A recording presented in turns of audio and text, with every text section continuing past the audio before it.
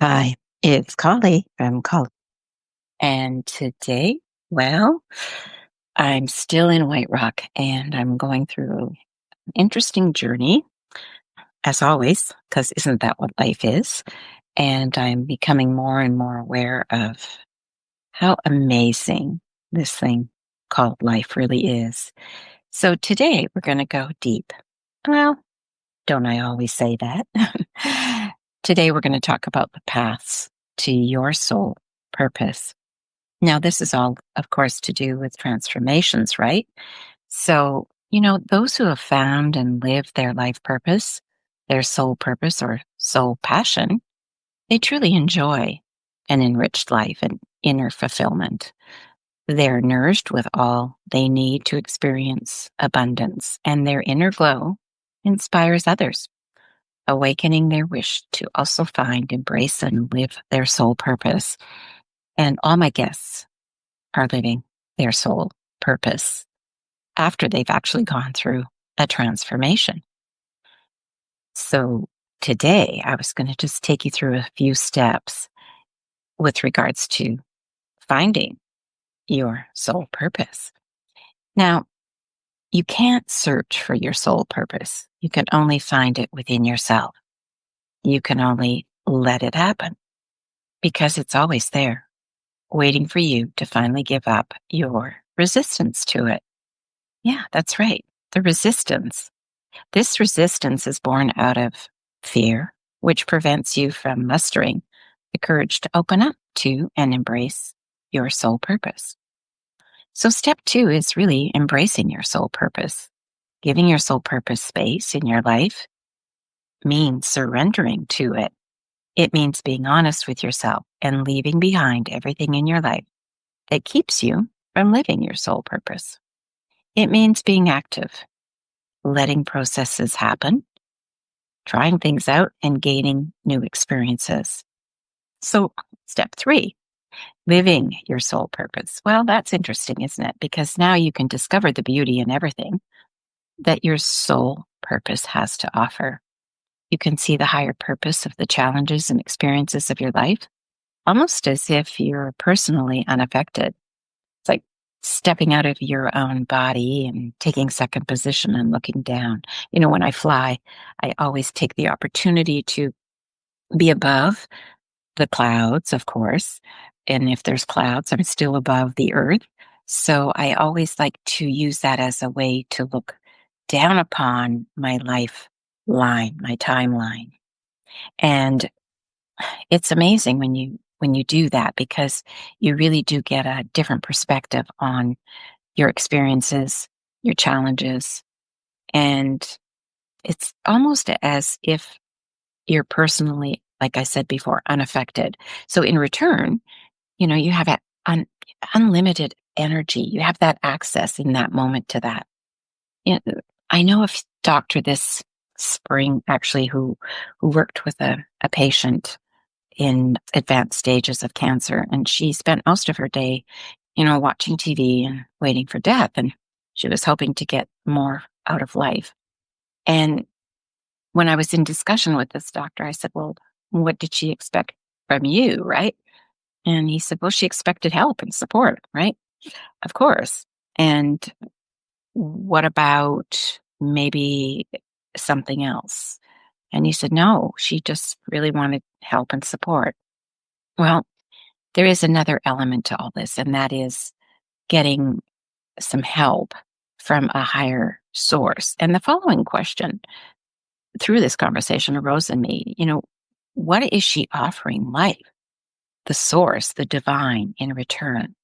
What is her soul purpose? You see, life doesn't work according to the principle, once I'll be healthy again, I can do blank, blank, blank.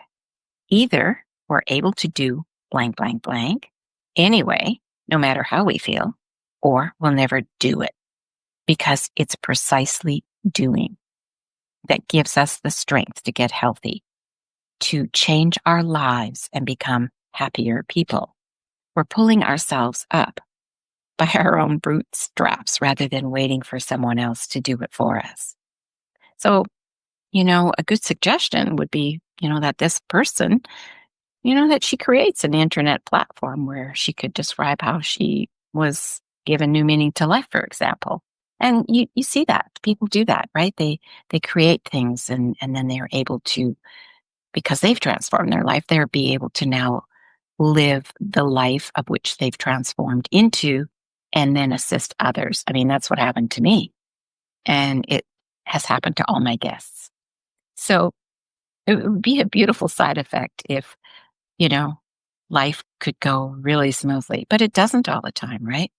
The primary effect, is that we're able to tell life what is still ours to do as an individual human here on earth. And then life will give us all we need to accomplish that. What a concept. I love it because it's true. In my work, it's always working in the field. Even when I'm not working, I'm in the field.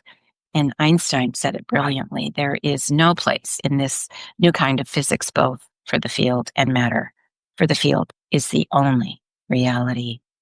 And fields are sound spaces, energy clouds, energetic states that contain a charge, and thus a directionality of focus. And the field will always, always, always win.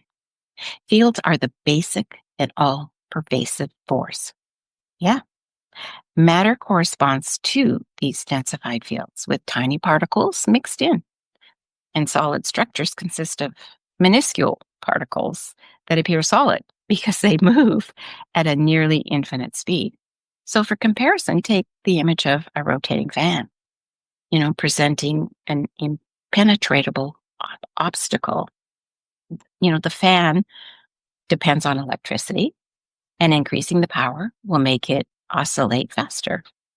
Turning it off will bring it to a standstill. And fields cause matter to vibrate.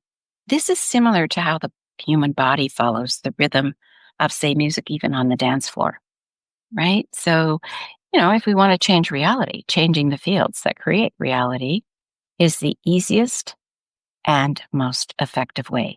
Change the music, and baby, your body will move in a different way. So, with sharpened senses, these fields of present, past, or future can be perceived and transformed energetically. Think Bruce Lipton. Oh, Bruce and I go way back, and I can't wait to have him on my podcast, which I've mentioned many times that he will be. But the thing is, yeah, the biology of belief, right? It's that belief. It's decoding. It's decoding all of this. So this is the direct way to change reality. The field structures and interactions of different fields, and it reveals all this. This allows us to identify, the causes and understand how things are actually connected on a much larger scale. And reality really does follow the field. So there's so many different forms of field energies, and they're so beautiful when they're open, free, unlimited, and shiny and harmonious. And when living in such an environment, we can experience much joy. If you think of walking into a place of beauty, a museum, an art gallery, nature, abundance of wildflowers and sun and ocean, or even the dry prairies where I live, but now I'm by the ocean and I'm getting to experience all that I did when I lived here before. And interestingly enough, speaking of living here before, I'm not the same person that I was when I lived here before. And as I walk through, and I walk every day for hours, I walk through the way I was before, but see it differently because I am not the before. It's amazing. The transformation. It's just beautiful. It's just like a dance, synchronicity and harmony and beauty and peace. So these fields are so, like I said, beautiful when they're open and free. And, when we're living in this, it's a beautiful, beautiful atmosphere. And I'm just so grateful to be experiencing all of this right now. And even when I go back, it will be, I get to experience what I go through here and take it home. It's going to be a transformation in its own right. I'm going to be as I mentioned, next weekend with Mark Wallin. And I'm so excited about this because this is a huge portal opening for me. I just know it. And I'm going to be so excited to share bit by bit to you as it unfolds. But these opportunities, and possibilities, they really open up when we're really aligned.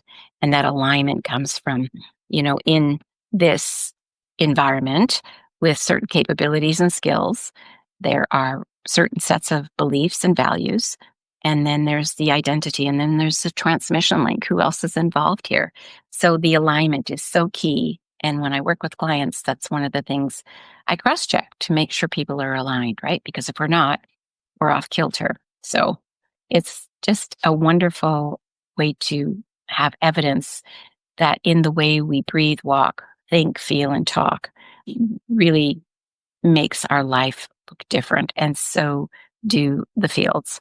So if there's blocked energy, speaking of blocked, and it's caught in the past, burdened with patterns and imprints, deformed, loaded with guilt, for example, fear, and other junk, and linked to and intertwined with the fields of other people, well, not so good.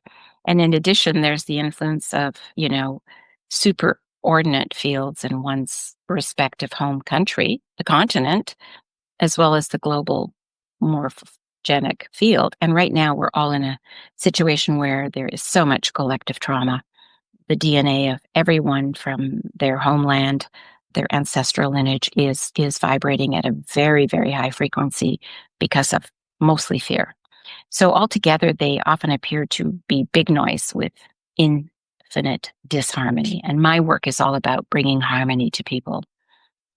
So, our fields are often fragmented in different times and identities and realities.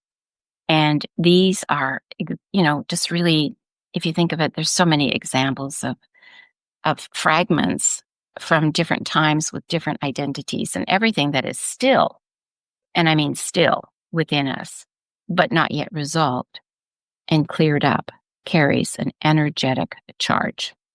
And this charge creates reality, tension, malfunction, and illness.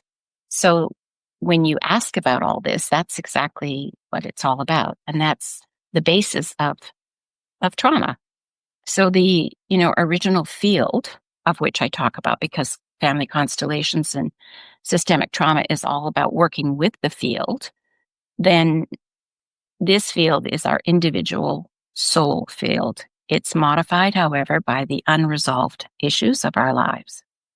And as energetic charges, these issues recreate certain realities so that we have the opportunity, and there's always opportunity, to resolve the issues and learn something. But what happens when someone doesn't have his or own identity? I mean, that is when there's like, I am.